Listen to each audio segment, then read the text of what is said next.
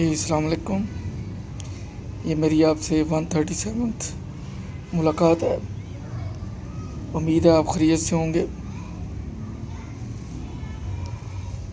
Corona کی وبا سے احتیاط کیجیے،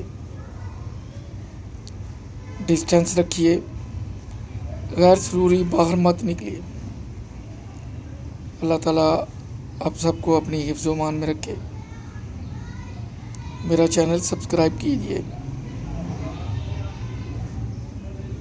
آج میں آپ کو سن 2000 میں واپس لے کے جا رہا ہوں، جہاں پہ میرا سفر لاہور سے کراچی، کراچی سے دبئی، دبئی سے سوئٹزرلینڈ کے شہر زیورچ، اور زیورچ سے آگے ایمسٹرڈم کے سکیپول ایئرپورٹ ہالینڈ میں جا کے ختم ہوا. پلین نے ہالینڈ میں لینڈ کیا. کھڑکی کے پاس سیٹ تھی اور ذہن موازنہ کر رہا تھا ہمارے اپنے ملک کا، جب ہم ایئرپورٹوں کے قریب پہنچتے، اور پھر یورپ کا نیچے جو منظر تھا وہ دیکھ رہا تھا. میرے ذہن میں فوراً مڈل ایسٹ کا بھی وہ منظر آ گیا جب میں پہلی دفعہ گیا گلف ایئر لائن پہ مسقط اترا. تو جب پلین لینڈ کرنے لگا تو سوائے پہاڑوں کے، ریتلے میدانوں کے، کوئی چیز نظر نہیں آ رہی تھی. پاکستان میں ہے تو سب کچھ، لیکن ہم تقریباً 100-200 سال پیچھے ہیں. مسقط میں جو بھی ہے ویل آرگنائزڈ ہے. وہاں سے آپ ایک روڈ پہ گزر جائیں، ایگزیکٹ آپ 1 سال کے بعد گزریں تو آپ پہچان نہیں سکیں گے کہ میں پہلے یہاں سے گزرا تھا. اتنی تیز ڈیولپمنٹ ہوتی ہے، اور جو بھی کام ہوتا ہے neat and clean, to the point. دیر پا لگتا ہی نہیں کسی انسانی ہاتھ نے یہ کیا ہے. تو یورپ میں ہالینڈ ایئرپورٹ پہ اترا. جیسے میں پلین سے باہر آیا، آگے تو یونیفارمڈ جینٹل مین کھڑے تھے. انہوں نے پورے پلین میں سے کسی کو نہیں بلایا، مجھے اشارہ کیا. میرا خیال ہے وہ ایئر لائن والے بتا دیتے ہیں کہ ادر دین شینگن کنٹریز یا یورپین کنٹریز کون سا پیسنجر ہے. پھر ہم ایشیائی حلیے سے بھی پہچانے جاتے ہیں. حج کیا تھا میں نے، ابھی 1.5-2 ماہ ہوئے تھے.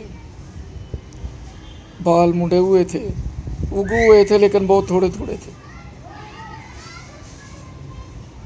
ٹائی وغیرہ لگائی، کوٹ، جو بھی میں نے مناسب سمجھا، کیونکہ یورپ جا رہے تھے، حلیہ کچھ تو گوروں والا کرنا تھا. تو انہوں نے مجھے اپنے پاس بلایا، تو انگلش میں مخاطب ہوئے، کہا کہ ویلکم ان آور کنٹری. میں نے کہا تھینک یو جینٹل مین. تو کہتے ہیں آپ کا پاسپورٹ. میں نے نکال کے دیا. ٹکٹ میری ریٹرن تھی، وہ میں نے ان کو دکھائی. بجائے اس کے کہ وہ مجھے کچھ کہتے، میں نے فوراً انہوں نے کہہ دیا gentleman I have came to stay here only for a week time, کہ میں صرف 1 ہفتے کے لیے آیا ہوں، کیونکہ میں مڈل ایسٹ بینک میں جاب کرتا ہوں اور مجھے واپس جانا ہے. انہوں نے کہا ہے thank you, have a nice day. آگے امیگریشن کاؤنٹر پہ چلا گیا، ان کو پاسپورٹ دیا. اس نے خیر کوئی سوال جواب نہیں کیا، کیونکہ اس کو پتہ تھا کہ ہمارے نمائندے راستے میں کھڑے ہیں کاؤنٹر چیکنگ کے لیے. وہاں سے نکلا تو کافی چل کے جہاں پہ لگیج کلیکٹ کرتے ہیں وہاں پہ پہنچا. تو میرا حال شاید دوپہر کا ٹائم ہو گیا تھا. تو سامان لیا، کیونکہ میرے سامان میں کوئی ایسی چیز تو ہے نہیں تھی. سامان لیا اور فوری میں باہر کے دروازے کی طرف لپکا. ابھی میں باہر کے گیٹ کو پکڑ کے کھولنے ہی والا تھا کہ ایک آدمی پیچھے سے آیا اور اس نے مجھے کہا جینٹل مین. میں کھڑا ہو گیا. کہتا ہم نے آپ کا بھی سامان چیک نہیں کیا.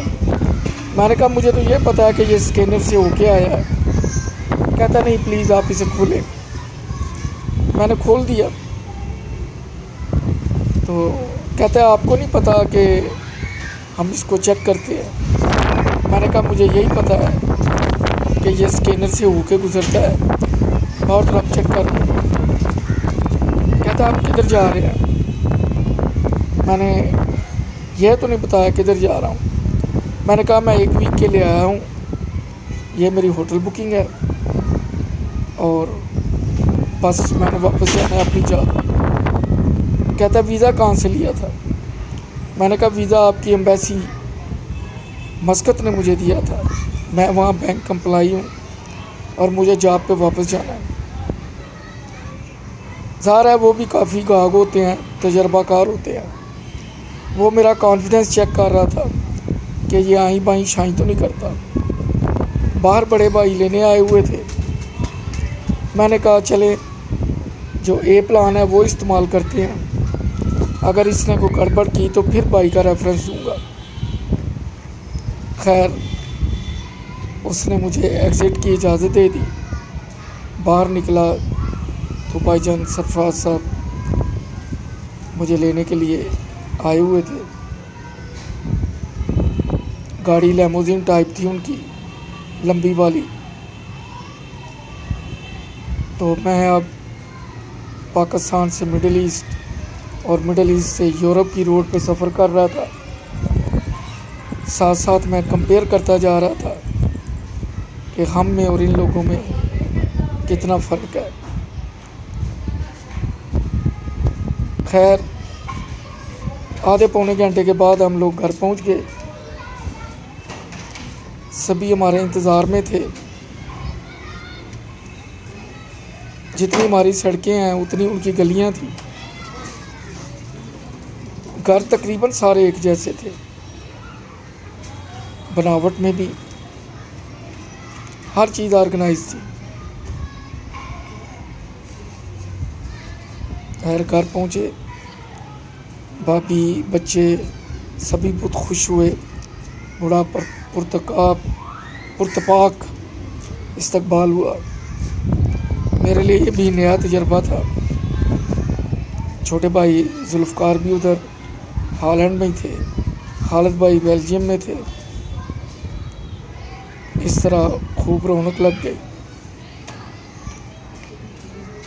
سسٹر پیرس میں تھی. اب بھائی جان نے فوراً فیصلہ کیا, انہیں کہا چلے آج رات ہم فرانس کے لیے نکلتے ہیں. اچانک پروگرام بن گیا, سب نے تیاری کر لی